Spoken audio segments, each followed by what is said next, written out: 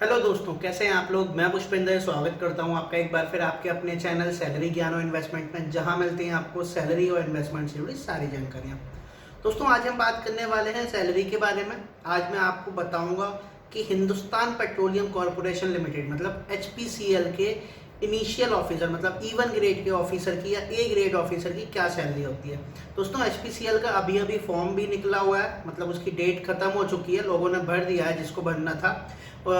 Paper हो सकता है उसका डिले हो जाएगा, जितना मुझे पता लगा है कि उसका पेपर डिले हो जाएगा। अभी शायद उसके एडमिट कार्ड भी रिलीज नहीं हुए हैं, तो उसका पेपर मोस्ट प्रोबेबली डिले होगा।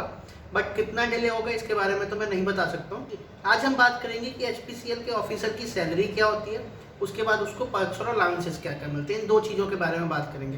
दोस्तों, एक बात मैं आपको क्लियर कर देना चाहता हूँ कि यार ये जो मैंने नॉलेज मतलब ये जो मैंने इन्फॉर्मेशन जहाँ से भी ली है, ये कुछ पार्ट जो इसमें है वो तो 99% बिल्कुल ठीक है, बट एक आध चीज़ ऐसी हो सकती है जिसमें थोड़ा बहुत क्लैशिश हो। सो आई रिक्वेस्ट, अगर कोई एचपीसीएल का ऑफिसर इस वीडियो को देख रहा है, please clarify me in the comments.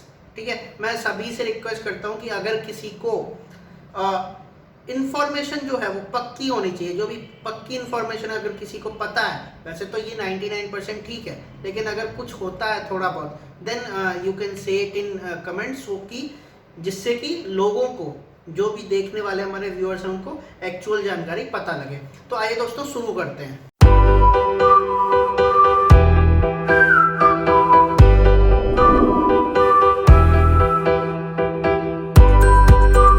तो दोस्तों, एचपीसीएल के ऑफिसर की सैलरी जो अभी इस टाइम पे चल रही है, जो उसका पे ग्रेड है, वो स्टार्ट होता है 50,000 टू 1,60,000 रुपीज से। जी हाँ, एचपीसीएल में पे ग्रेड 60,000 रुपए से स्टार्ट नहीं होता, यहाँ पे पे ग्रेड 50,000 रुपए से स्टार्ट होता है। बाकी पीएसयू भी जो है वो अपना जो पे ग्रेड है उसको घटाती जा रही है, कंटिन्यूसली घटाती जा रही है। उसके बारे में मैं एक अलग वीडियो में आपको बताऊंगा कि कई सारे पीएसयू ने जो इनिशियल सैलरी लोगों को मिलती थी, जो इनिशियल सैलरी इंजीनियर्स को मिलती थी, उसको अभी घटा दिया, उन्होंने नए ग्रेड बना दिए और सैलरी को घटा दिया। तो यहाँ पे जो स्टार्टिंग है वो 50,000 रुपए से है। इसका जो टोटल सीटीसी एचपीसीएल का है वो 15 लाख रुपए के आसपास है, 15 टू बी प्रिसाइज 15.17, जो कि एचपीसीएल ने अपने नोटिफिकेशन में ही लिख के दिया हुआ है। ठीक है, तो ये इस वाली चीज में तो कोई भी गलती नहीं हो सकती कि यार 15 लाख बता रहे हैं, मिलेगा नहीं मिलेगा। CTC, I am talking about cost to company, 15.17 lakh rupees. तो अगर मैं बात करूं बेसिक पे की, तो वो स्टार्ट होती है 50,000 रुपीज से। Then you will get an DA of 18% on that.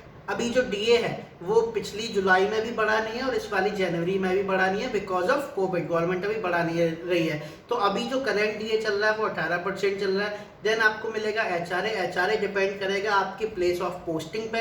अगर आप ए क्लास सिटी में रहते हैं, मतलब अगर आप मेट्रो सिटीज में या फिर ए क्लास सिटी में जिनकी पॉपुलेशन मोर देन 1 करोड़ से उनमें रहते हैं, तो आपको मिलेगा 24% का एचआरए। अगर आप बी क्लास सिटी में रहते हैं तो आपको मिलेगा 16% का एचआरए। अगर आप सी क्लास सिटी में रहते हैं तो आपको मिलेगा 8% का एचआरए। ठीक है, 8% का। उसके बाद आता है पर्क्स। पर्क्स मतलब कि कैफेटेरिया, इसे आप कैफेटेरिया भी बोल सकते हैं, इसे आप पर्क्स भी बोल सकते हैं। ये अभी जो नए 7th पे ग्रेड के बाद हो गया वो 35% हो गया।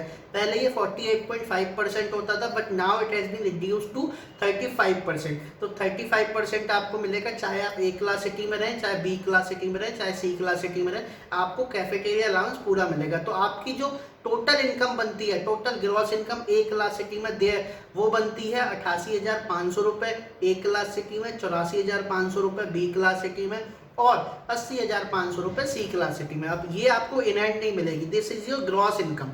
अब इसमें क्या होगी, इसमें होंगे डिडक्शंस। डिडक्शंस क्या क्या होंगे, सबसे पहले इनकम टैक्स का डिडक्शन होगा। जी हाँ दोस्तों, हम लोग बहुत ज़्यादा इनकम टैक्स देते हैं। हम लोग मतलब जो भी पीएसयू में काम करते हैं, दे पे a huge amount of income tax. वो मैं जानता हूँ कि मैं कितना इनकम टैक्स पे करता हूँ। ठीक है, तो उसमें से इनकम टैक्स का डिडक्शन होगा। देन उसमें से आपके पीएफ का डिडक्शन होगा। आप चाहे उसे आप पीएफ मान लीजिए, चाहे उसे आप एनपीएस में करा दीजिए, तो ये डिडक्शन होगा। उसके बाद आपका तत्काल सहायता में डिडक्शन होगा। कंपनी आपकी बहुत ज़्यादा केयर करती है। अगर अनफॉर्चुनेटली आपके साथ कुछ हो जाता है, देन कंपनी पे यू अ ह्यूज अमाउंट। तो वो ह्यूज अमाउंट के लिए कंपनी थोड़ा थोड़ा आपके सैलरी में से कट करती रहती है, जिसको हम तत्काल सहायता बोल सकते हैं, या फिर इसका कुछ और नाम अगर एचपीसीएल में चलता होगा तो आई डोंट नो। तो तो ये हो सके, ये आपका डिडक्शन होगा। तो ऐसे एक दो डिडक्शंस और होंगे। एक सुपर एन्युएशन के लिए आपका डिडक्शन होगा, आपको थोड़ा थोड़ा पैसा आपका अभी से काटते जाएंगे जो कि आपको रिटायरमेंट के टाइम पे मिल जाएगा। तो ये डिडक्शन लगभग 15,000 से 16,000 रुपए के बीच में डिडक्शंस हो जाते हैं। इन 15 से 16,000 में सबसे ज़्यादा डिडक्शन जो होता है वो टैक्स का होता है, लगभग 8 से 10,000 रुपये आपका टैक्स लग जाता है। ठीक है, तो आपकी जो इन हैंड सैलरी आएगी वो ए क्लास सिटी में अगर मैं बात करूं तो लगभग 70,000 रुपये के आसपास, बी क्लास सिटी में अगर मैं बात करूं तो लगभग 68,000 रुपये, और सी क्लास सिटी में बात करूं तो लगभग 65,000 रुपये के आसपास की सैलरी आपकी इन हैंड आएगी। तो ये तो थी सैलरी के बारे में जानकारी। Now we will talk about what are the perks in HPCL. तो एचपीसीएल में आपको पर्क्स क्या क्या मिलते हैं उनके बारे में बात करता हूँ। तो सबसे पहली बात, आपको जब ज्वाइनिंग दी जाएगी उसके बाद आपको जब लोकेशन मिल जाएगी तो लोकेशन पे मिलते ही आपको मोबाइल अलाउंस के लिए आप एलिजिबल हो जाते हैं। मोबाइल अलाउंस मतलब 2 साल में एक बार you can purchase a mobile of 15,000 rupees, that will be reimbursed. अगर आप 15,000 से ऊपर का लेते हैं, मतलब 20,000 का लेते हैं, तो आपको 15,000 रुपये मिल जाएंगे। और अगर आप 10,000 का फोन लेते हैं तो आपको 10,000 मिलेंगे, मतलब which ever will be least वो आपको मिल जाएगा। तो 15,000 रुपये का आपका मोबाइल अलाउंस हो गया। Then number 2 you will get a laptop और PC allowance.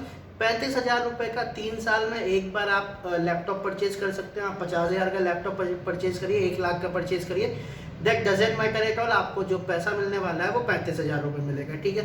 Number 3 medical benefit. दोस्तों यहाँ पे और पीएसयू की तरह अनलिमिटेड बेनिफिट नहीं है मेडिकल का, but there is some cap and that cap is hold at a very high level. मतलब आपका जो मेडिकल बेनिफिट कंपनी की तरफ से है वो काफ़ी अच्छा है, ऑल्दो अनलिमिटेड नहीं है, but it is a very good amount.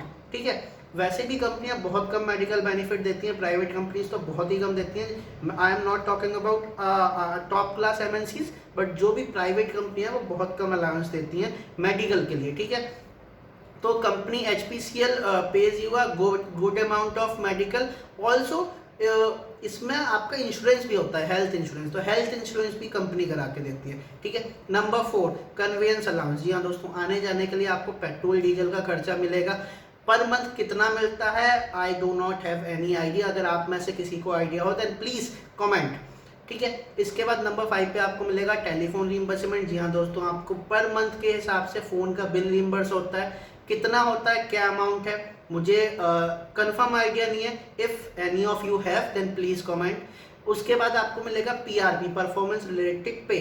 Performance related pay depend करती है हर साल कि कंपनी को कितना प्रॉफिट हुआ है। कंपनी को जितना प्रॉफिट होगा उसका कुछ परसेंट वो अपने ऑफिसर्स में बांटती है, तो ये हर साल वेरी होती रहती है। ठीक है ना। तो आपको जो पीआरपी है वो आपकी 20, 25, 30,000 रुपये, 40,000 रुपये से लेके 1 लाख रुपए तक भी हो सकती है। इट डिपेंड्स कि कंपनी को कितना प्रॉफिट हो रहा है उस फाइनेंशियल ईयर में। ठीक है। Then you will get retirement benefits. Retirement benefits में क्या क्या आता है। Number 1 you will get a pension. Pension आपको कैसे मिलेगी, पेंशन तो गवर्नमेंट ने बंद कर रखी है, कंपनी पहले से ही आपका डिडक्शन करते हुए चलती है। जब आप पूरे 30-35 साल की जो भी आपकी सर्विस हो जाती है उसके बाद जो अमाउंट इकट्ठा होता है कंपनी उससे आपको कुछ पार्ट, मतलब मंथली आपको कुछ ना कुछ पे करती रहती है। That comes as a pension. आप उसको एक तरीके से पेंशन मान सकते हैं। तो रिटायरमेंट बेनिफिट में आपको पेंशन मिलेगी, आपको ग्रेट्युटी मिलेगी, और मेडिकल बेनिफिट शायद मिलते हैं। I am not so confirm about it, but शायद पोस्ट रिटायरमेंट बेनिफिट स्कीम में आपको मेडिकल मिलता है एचपीसीएल की तरफ से। ठीक है। इस बारे में मैं और ज़्यादा कंफर्म हो जाऊंगा तो मैं नीचे कमेंट में लिख दूंगा कि इसमें जो भी मुझे जैसे ही इन्फॉर्मेशन मिलती है कि पोस्ट रिटायरमेंट बेनिफिट में मेडिकल मिलता है या नहीं मिलता है, मैं आपको नीचे कमेंट करके बता दूंगा।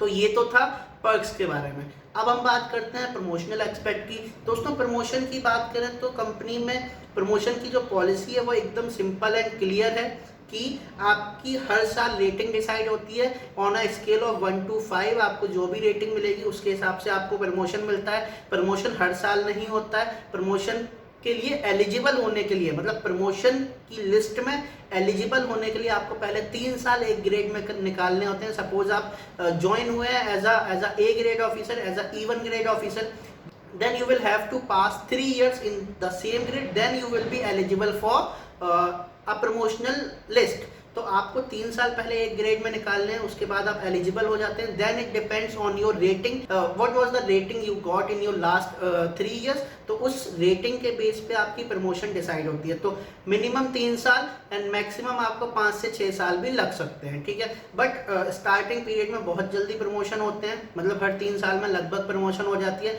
लेकिन अगर हम बात करें ऊपर लेवल पर जाके, जब आप CDE ग्रेड पे पहुंच जाते हैं, तो उसके बाद क्या होता है कि जो नंबर ऑफ पीपल होते हैं वो ज़्यादा हो जाते हैं और जो नंबर ऑफ पोस्ट होती हैं वो कम हो जाती हैं। देन देयर वहाँ पे आपका बहुत ज़्यादा मैटर करता है कि आपका पास रिकॉर्ड कैसा है, उसके बाद आपकी जो रेटिंग है वो कैसी है, आपने कैसा काम किया, वहाँ पे बहुत ज़्यादा चीज़ें मैटर कर जाती हैं। तो शुरू में प्रमोशन में कोई इशू नहीं है, बट बाद में जाते जाते प्रमोशन में थोड़ा थोड़ा सा इशू आने लगता है। वो होना भी चाहिए, कंपनी की पॉलिसी है। पॉलिसी क्या है, कंपनी चलेगी ही नहीं अगर सभी लोगों को प्रमोशन देते रहेंगे, तो कंपनी चलेगी नहीं, है ना।